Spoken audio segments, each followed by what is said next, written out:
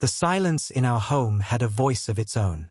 It spoke louder than words, echoed deeper than cries, and carried a pain I could no longer hide. Each morning, I would wake before dawn, sweep the compound, and cook for a man who barely noticed my existence. The house that once smelled of laughter and joy now smelled of loneliness and bitterness. Even the walls seemed to remember what we used to be. 7 years. 7 long, heavy years of marriage. Yet no cry of a baby had ever blessed our home. When I married Chijioke, he was the man every woman dreamed of. Hardworking, handsome, and gentle. Our love was simple and pure, the kind that made people believe in forever. He would carry me in his arms after dinner and whisper, "Ada, one day, this house will be filled with our children's laughter." I believed him. I believed every word. But time changed everything. At first, we waited with hope. We laughed about it, telling people that God was still preparing our miracle. But when the years kept passing, first 1, then 2, then 5, laughter turned into tears, and hope turned into fear. People started talking.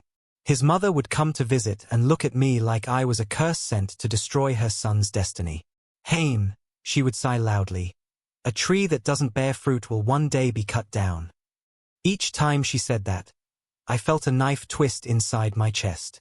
I visited hospitals, drank herbs from old women, even went to fasting mountains where prophets said they saw my womb tied with ropes in the spirit. I did everything humanly possible. But nothing worked. And then, slowly, my husband's love began to fade. It started with small things, like him not answering when I called his name, or sleeping with his back turned to me. Then came the nights he didn't come home at all. When I asked where he was, he would snap. "Stop nagging me, Ada. I need peace in this house." Peace. That word became the wall between us. He wanted peace, but my very existence became his storm. I remember one Sunday afternoon, I prepared his favorite meal, pounded yam and egusi soup. I set the table, wore a simple wrapper, and waited. But when he came home, he didn't even look at the food. He went straight to bed. "Chijioke," I said softly, sitting beside him. "I miss the man I married." He turned to me, his eyes cold. Maybe that man died waiting for a child that never came. My lips trembled. "You think this is my fault?" "Whose fault should it be?" he shot back. "You're the woman, Ada. You're the one with the womb. You're the one that's barren." The word hit me like lightning. Barren. It was the first time he said it to my face. My body froze. My eyes burned with tears I didn't want him to see. That night, I didn't sleep. I sat on the floor beside the bed, staring into the dark, wondering how love could die so quietly. Days turned to weeks, and the silence grew heavier. We spoke less and less until it felt like we were strangers living under the same roof. Then one morning, he came out of the bedroom wearing a white shirt I had ironed the night before. He stood in front of me, his voice flat and emotionless. "Ada, I'm getting married again." I looked up slowly, thinking I misheard him. "What did you say?" He repeated, without blinking. "I'm getting married again. My family has found a good woman for me, one that can give me children. I can't keep wasting my life like this." My hands started shaking. "Chijioke, please, after everything we've been through." He sighed impatiently. "Don't make this hard for both of us. You've tried. But it's time for me to move on." That moment, I realized that love wasn't always enough. Sometimes, love dies not because the heart wants it to, but because the pain becomes heavier than the promise. I packed my few belongings into a bag, my clothes, my Bible, and a small wooden box that held the quadri plates my mother gave me on our wedding day. As I closed the box, tears dropped on its lid. I looked around the house one last time. The same house where we once danced barefoot after our wedding. The same house where I prayed every night for a miracle. Now it was just an empty space filled with memories. As I walked out, I whispered to the walls, "If this house ever laughs again, may it never laugh at another woman's pain." And with that, I left. No shouting, no fighting, just silence, the same silence that had lived with me all those years. When I left Chijiok's house, I carried nothing but a small bag of clothes, my Bible, and a heart that was shattered beyond words. Everyone thought I had gone mad. My neighbors whispered that I would come crawling back, begging him to take me again. But they didn't know that sometimes silence is a woman's last form of strength. I moved far away, to a quiet town where no one knew my story. The rent was cheap, and the people minded their own business. I found work as a housekeeper in a small guest house. I scrubbed floors, washed sheets, and served guests who barely noticed me. Each night, when I lay on the thin mattress in my small room, I would cry myself to sleep, asking God the same question again and again. Why me? Why did you give me a womb that cannot bear fruit? But life has a strange way of answering prayers, sometimes not through words, but through miracles disguised as pain. It was on a stormy evening, almost a year after I left my marriage, that everything changed.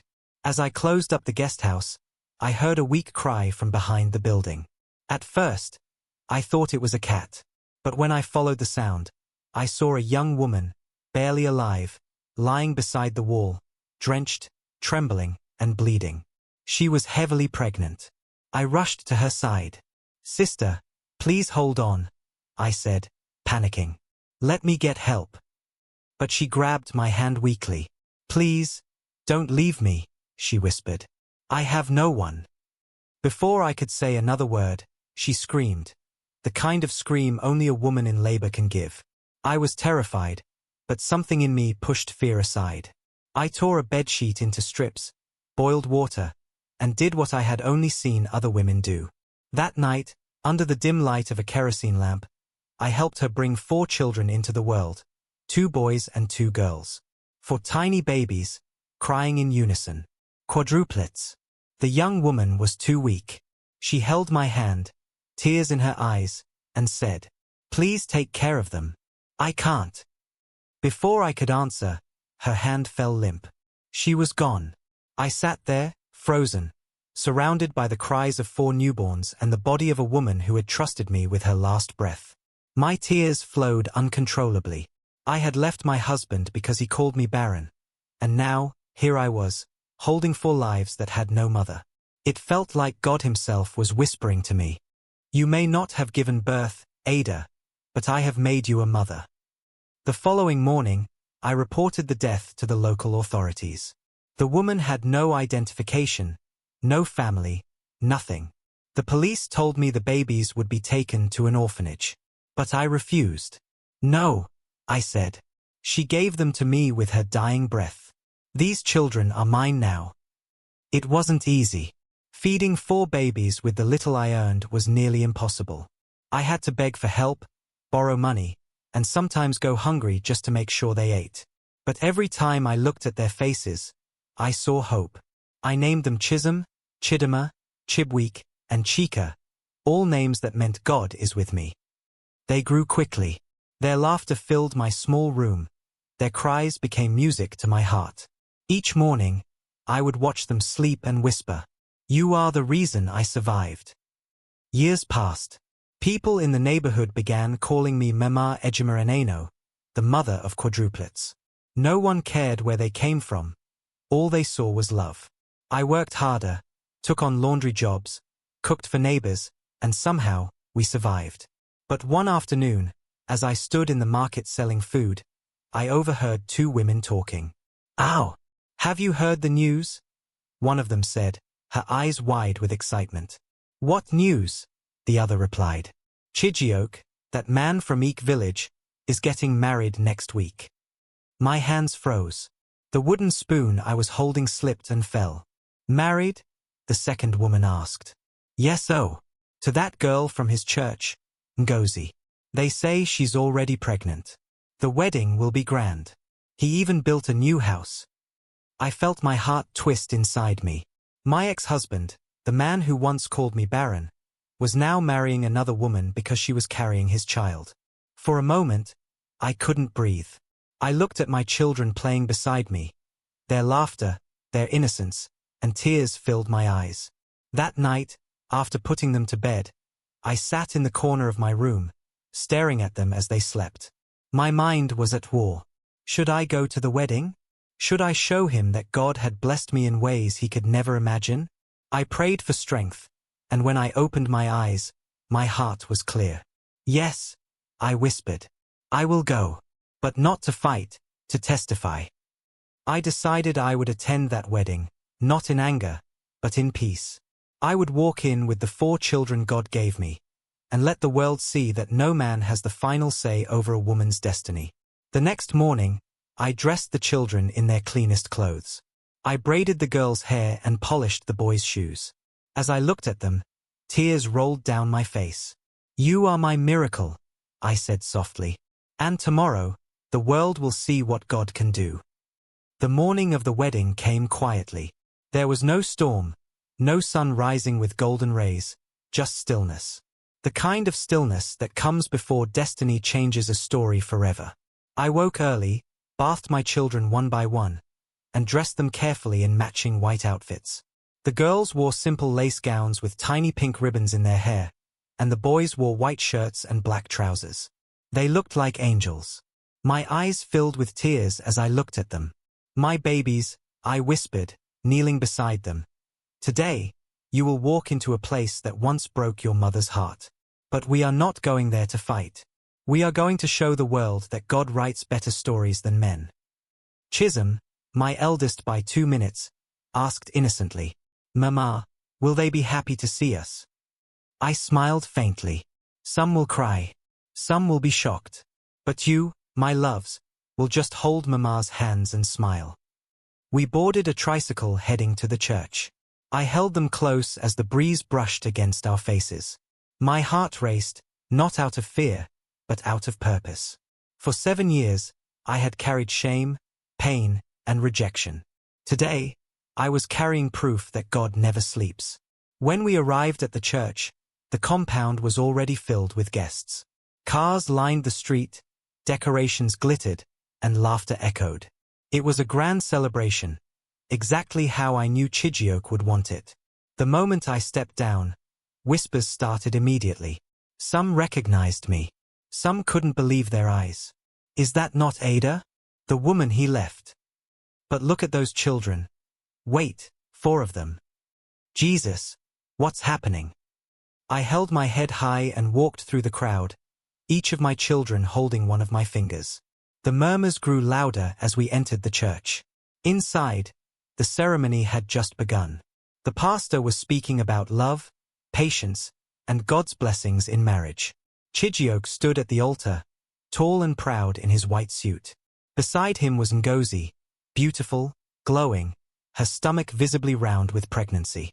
When Chijioke's eyes met mine, his entire face froze. His lips trembled, his body stiffened.